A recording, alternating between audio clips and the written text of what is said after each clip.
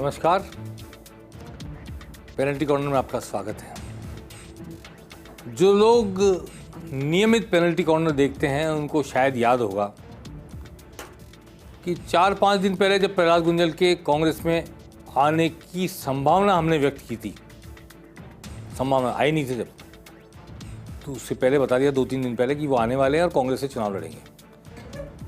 और उसके बाद जब वो आए, इन तीनों बार मैंने ये कहा था पेनल्टी कॉर्नर में कि क्या शांति धारीवाल, जिन्होंने प्रहलाद गुंजल को विधानसभा चुनाव में हराया है, उनका समर्थन और सहयोग प्रहलाद गुंजल को मिलेगा। और दोनों के बीच जो चुनाव में अदावत थी, प्रहलाद गुंजल बीजेपी के कैंडिडेट थे, शांति धारीवाल कांग्रेस के कैंडिडेट थे।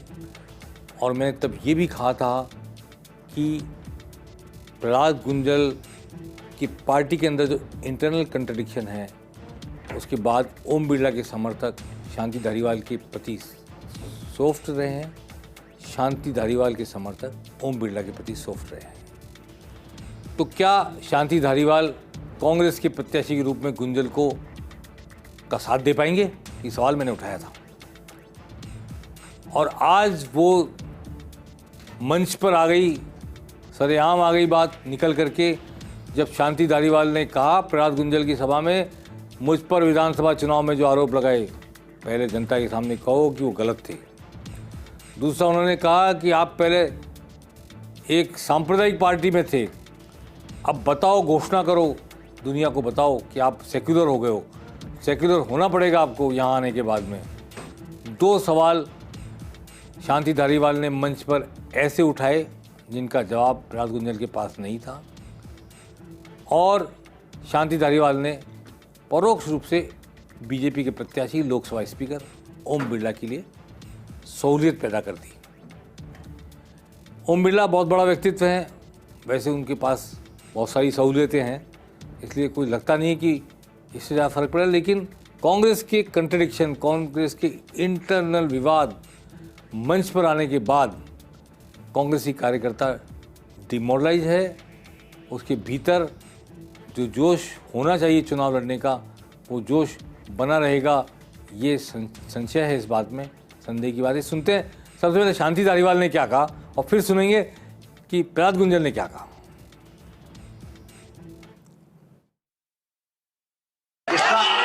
इसका अर्थ मैं यही मान के चलूं ना कि जो आरोप आपने विपक्ष में रह करके और कांग्रेस के प्रत्याशी शांति धारीवाल के खिलाफ लगाए थे, चाहे वो रिवर फ्रंट के मामले में था, चाहे मेरे मकान के ऊपर जो वो पत्थर लगे हुए हैं उनके बारे में था, या और भी कई मामलों में था, वो सब गलत थे।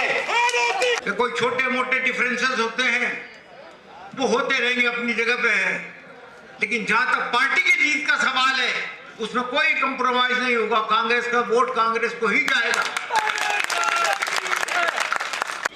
कल तक धारीवाल साहब और हम आमने सामने थे, कई प्रकार की कई सारी बातें हुई। आज वो सारी बातें समाप्त है। मैं आदरणीय धारीवाल जी के नेतृत्व में, इनके मार्गदर्शन में कांग्रेस पार्टी में काम करने के लिए तैयार हूँ। यही कहलवाना चाहते थे शांति धारीवाल कि नेता बड़े वही हैं और उनके नेतृत्व में ही चुनाव लड़ा जा रहा है, कह दिया प्रहलाद गुंजल ने। और भी बहुत सी बातें हैं कि सेक्युलर होना पड़ेगा और कांग्रेस का वोट तो कांग्रेस को पड़ेगा, लेकिन आप पहले सांप्रदायिक पार्टी में थे, अब सेक्युलर होना पड़ेगा, जो भी है। शांति धारीवाल ने कहा जरूर है। अभी हाड़ौती में कुछ और नेता कांग्रेस के, रामनारायण मीणा जो सांसद रह चुके हैं वहाँ से, और भरत सिंह जो कैबिनेट मिनिस्टर रह चुके हैं सरकार में, उन सब का प्रहलाद गुंजल के कांग्रेस प्रत्याशी होने के बाद क्या रुख और रवैया रहता है, इस पर भी काफ़ी कुछ। और साथ में हरिमोहन शर्मा बूंदी से, क्योंकि कोटा बूंदी एक सीट है, हरिमोहन शर्मा और फिर जो दूसरे लोग हैं जो एमएलए बने हैं वहाँ से बूंदी से, उन सब का, अशोक चांदना की सीट तो भिलवाड़ा में चली गई, लेकिन प्रभाव उनका भी है कोटा सीट पर। उन सब का क्या रुख रवैया रहता है, इस पर निर्भर करेगा कि प्रहलाद गुंजल का चुनाव अभियान ओम बिरला के जेम्बो चुनाव अभियान के सामने किस तरह शेप लेता है, किस तरह आकार लेता है, किस तरह जनता के बीच वो जा पाते हैं और जनता को वोट अपील कर पाते हैं, ये आने वाला वक्त बताएगा। अभी कुछ कहा नहीं जा सकता।